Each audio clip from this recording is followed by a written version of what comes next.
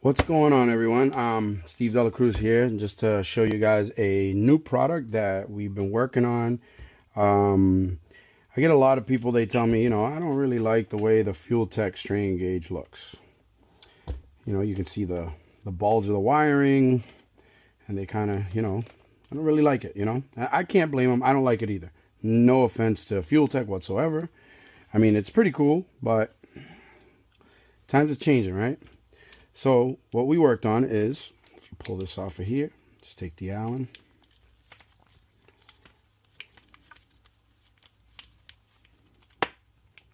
Come on, buddy.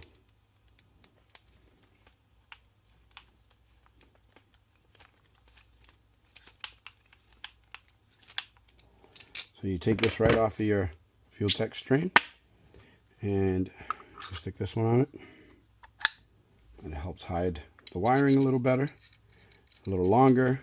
You don't have to worry about actually hurting the strain if something hits it in the car either, So we made this one here. Again, no disrespect to Fueltech. They make a lot of great products. But it's the one we made. If you have any questions, they're going to be up on the website tonight for sale. Thank you very much for watching.